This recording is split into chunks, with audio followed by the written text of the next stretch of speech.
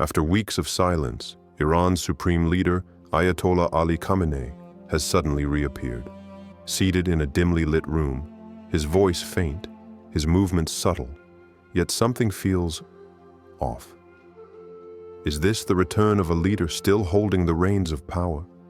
Or are we witnessing the beginning of a carefully concealed transition at the highest levels of the Islamic Republic? Across the region, whispers grow louder. Is Khamenei still truly in control? Or is Iran being ruled by shadows behind the curtain, generals, clerics, or even foreign hands? And more importantly, what does this mean for the future of Iran and for the Islamic world at large? The Shia-dominated theocracy in Iran has always presented itself as a fortress of Islamic resistance. But now, cracks are showing.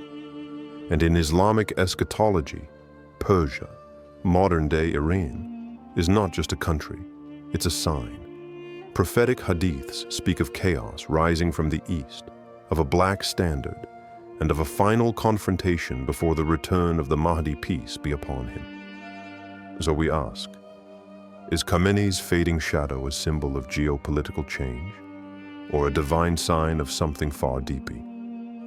Before you start, remember to like the video, subscribe, and activate the bell so you don't miss a thing. Share this video with your loved ones, as this knowledge can literally change a life.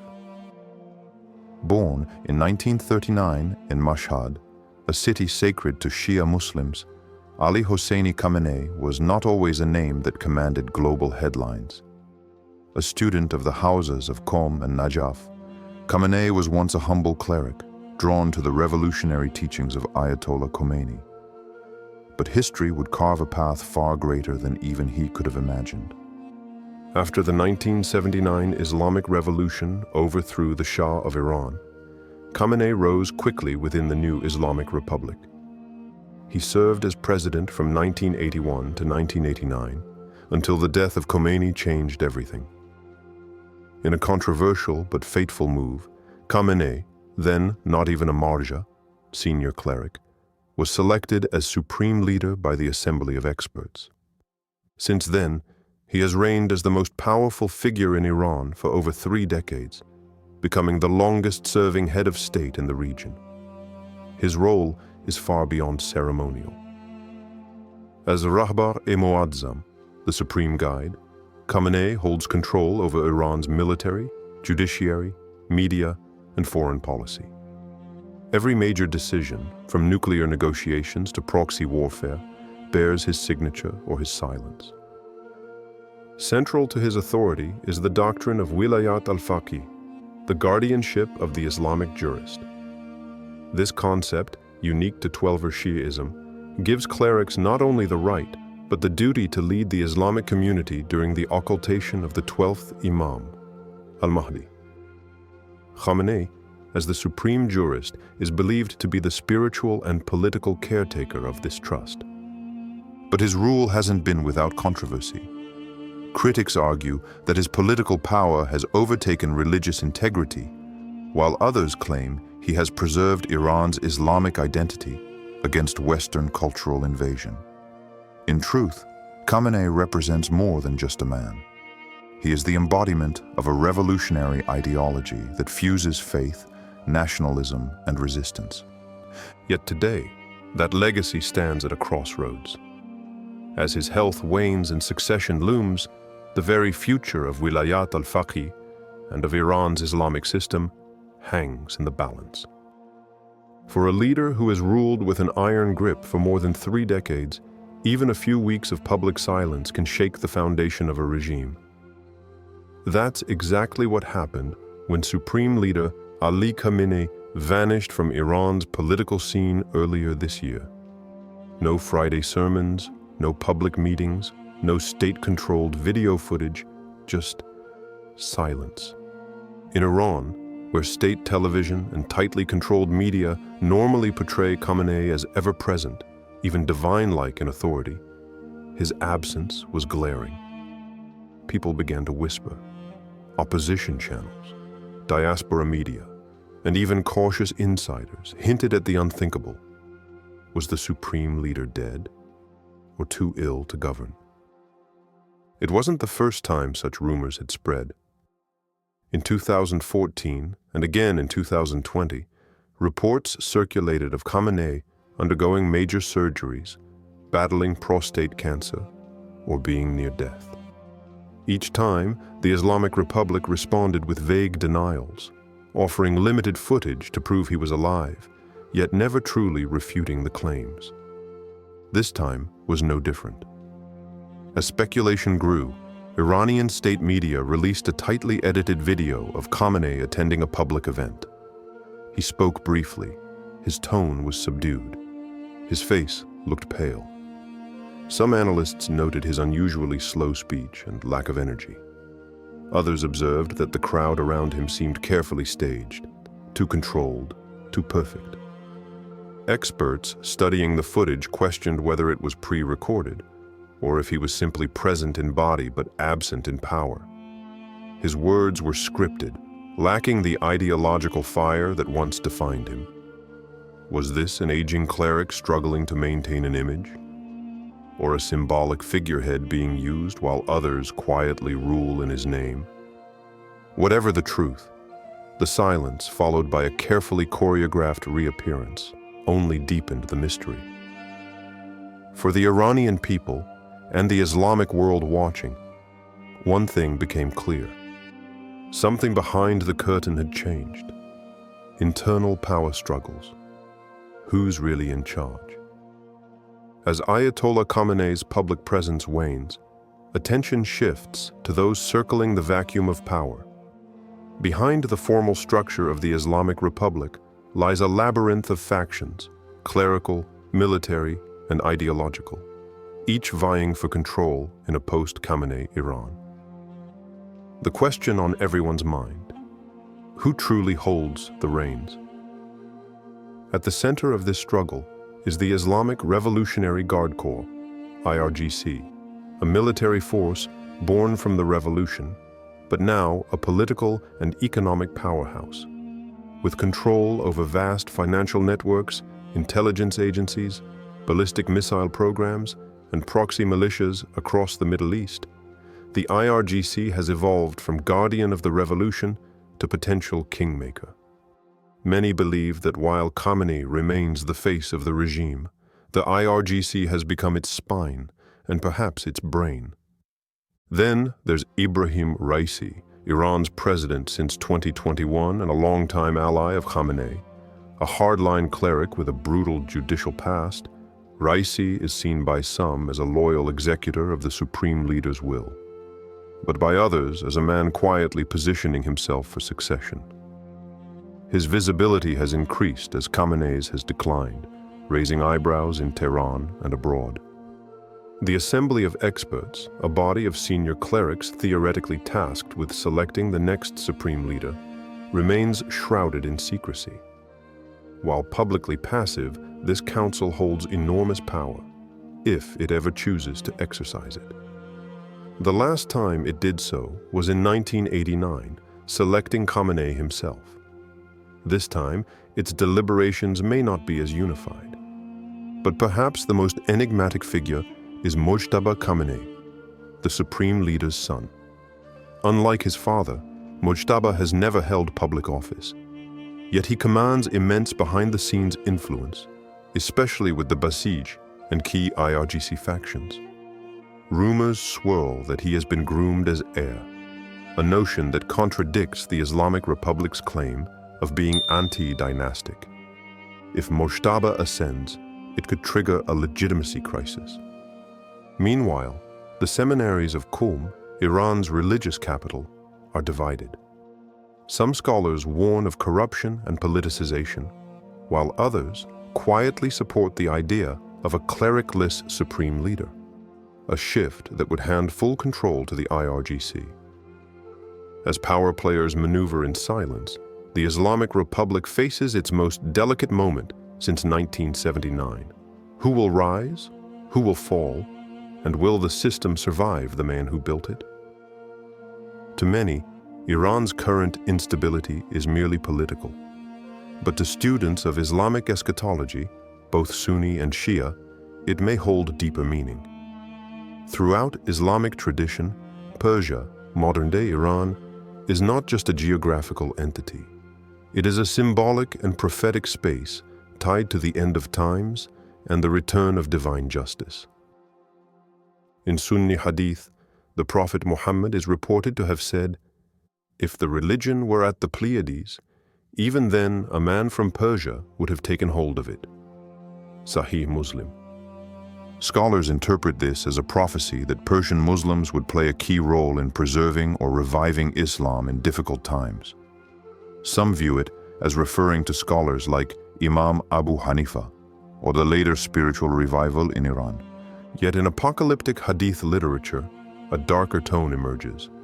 There are narrations that mention fitan, trials, and chaos erupting from the east. The prophet reportedly said, "A fire will appear in the east and will remain blazing for 3 nights, until it appears in the sky like a pillar of light." While interpretations vary, many scholars associate the east with regions around Khorasan, part of which lies in modern-day Iran and Afghanistan. In Shia eschatology, Persia holds an even more central role. It is believed that before the appearance of Imam al-Mahdi, Aj, 3 significant figures will emerge: the Sufyani, the Yamani, and the Khorasani. The Khorasani is prophesied to rise from Iran, leading a black-bannered army in support of the Mahdi.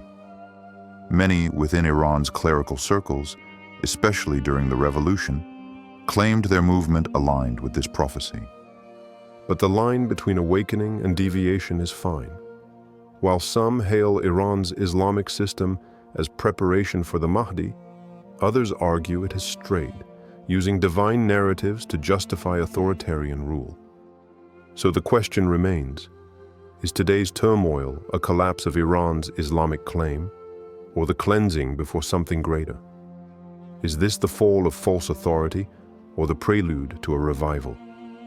Across the Muslim world, believers ponder, are we living in prophecy or just projecting it? Geopolitical implications if Khamenei is gone. The potential departure, political or physical, of Supreme Leader Ali Khamenei doesn't just shake the foundations of Iran. It sends ripples across the entire Middle East and beyond. For over 30 years, Khamenei has been the architect of Iran's aggressive regional posture and strategic patience. Without him, every player in the region is recalculating. Israel, Tehran's arch-rival, has always viewed Khamenei as the ideological driver behind Iran's anti-Zionist stance. Under his leadership, Iran funneled billions into arming Hezbollah in Lebanon, training Palestinian groups in Gaza, and expanding its influence across Syria. If Khamenei falls, Israel may face 2 diverging possibilities: a weakened Islamic Republic unable to project force, or a more aggressive IRGC-led regime, unrestrained and desperate to prove legitimacy through conflict. Meanwhile, the fragile Iran-Saudi normalization, brokered by China in 2023, could unravel. Although both nations publicly commit to de-escalation, behind the scenes, sectarian and ideological tensions remain. A leadership change could embolden hardliners in Tehran, or open a rare window for genuine diplomacy, especially if pragmatists gain ground. The nuclear file is another explosive wildcard. Khamenei has long walked a careful line, enriching uranium to increase leverage, while publicly insisting Iran seeks no bomb. Without his controlling influence, the system may fracture, some pushing for a bomb to secure deterrence, others fearful of triggering war.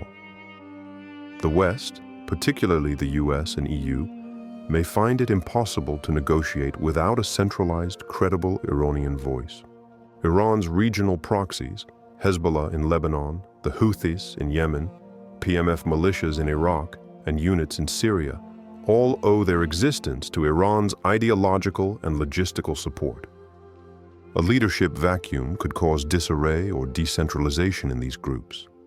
Alternatively, IRGC commanders might double down, turning these groups into even more aggressive extensions of Iranian military power. Then there's Afghanistan. Iran shares a long, porous border with the Taliban-controlled state. Under Khamenei, relations were cold but calculated.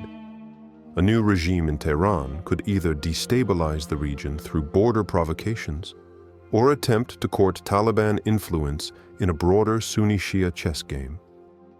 In short, the end of the Khamenei era would not be just an Iranian moment. It would be a geostrategic earthquake, affecting oil prices, alliances, insurgencies, and possibly war and peace itself. While power struggles dominate headlines, the real pulse of Iran lies in the streets, where the people's voice is growing louder, more desperate, and more divided. Over the past few years, Iran has witnessed repeated waves of protest, from the economic despair of the working class to the defiant cries of women demanding dignity and justice. The 2022 Women Life Freedom Movement, sparked by the death of Mahsa Amini in morality police custody, shattered the myth of a passive population. Women burned hijabs in public. Men chanted alongside them. Entire cities erupted in defiance. And yet, even amid this secular-leaning protest, Islamic slogans resurfaced, not in defense of the regime, but as a cry against its betrayal of true Islamic justice. That's the paradox. Both the regime and many of its opponents claim Islam. The ruling clerics use it to justify authority.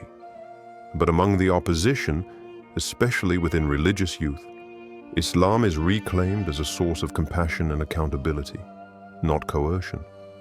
This divide is sharpening. Inside Iran, a new generation of Islamically conscious youth is rising, deeply critical of the government, yet rooted in faith.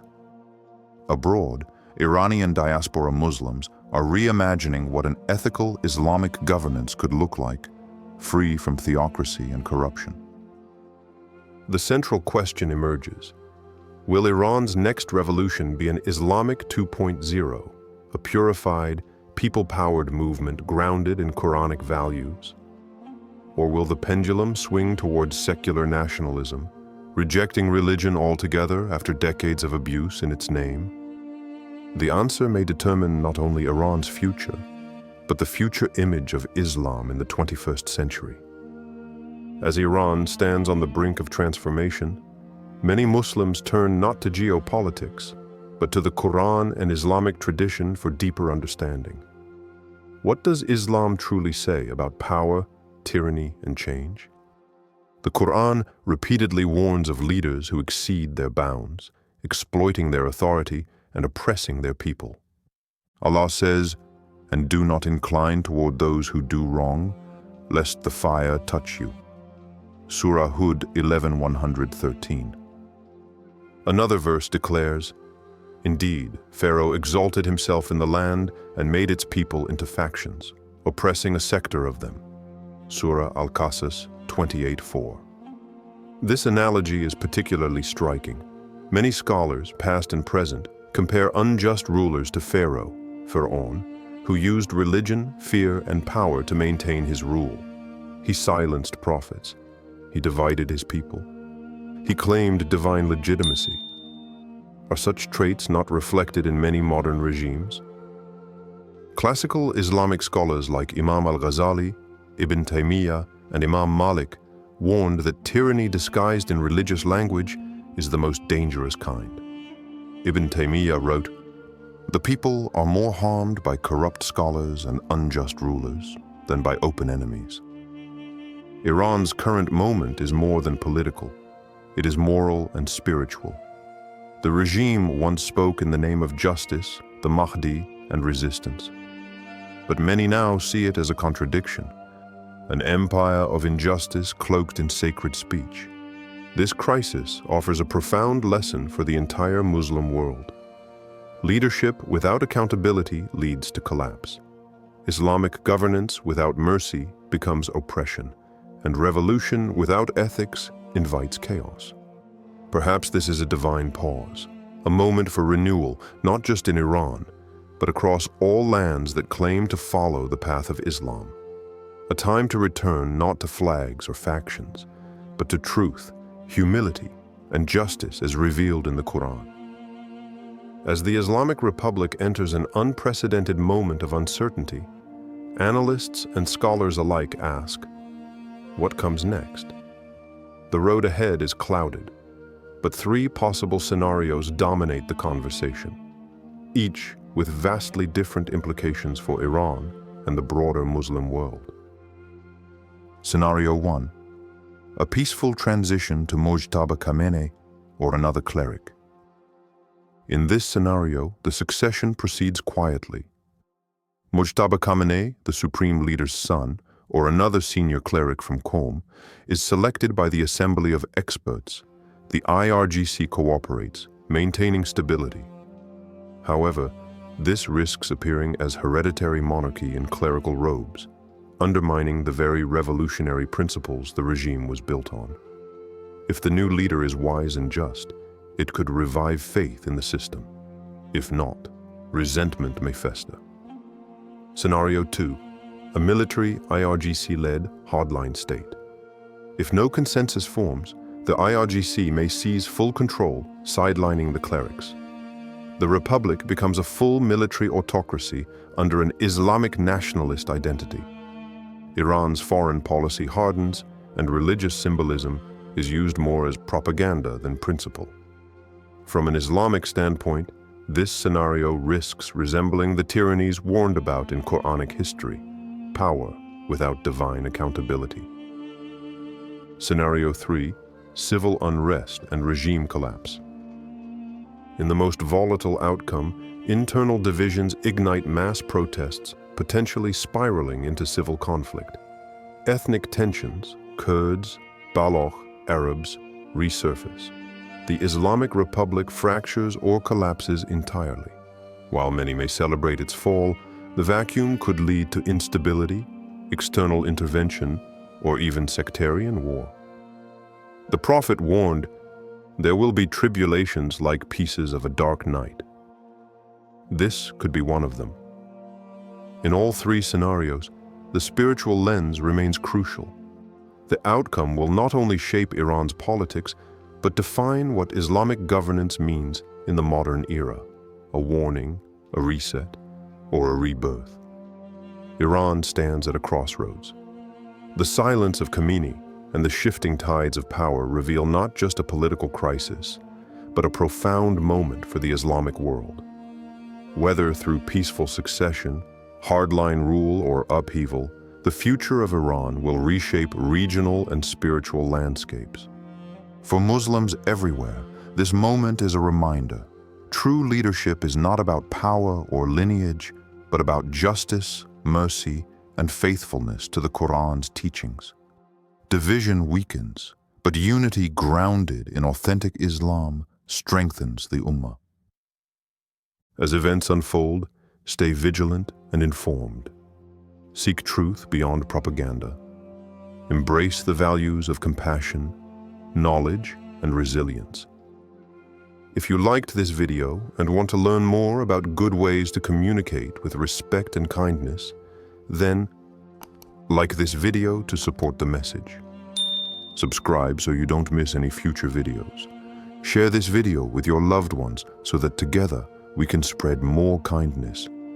Thanks for watching all the way to the end. Tell me in comments what question has ever made you uncomfortable and how you'd like people to communicate with you. See you soon for a new video.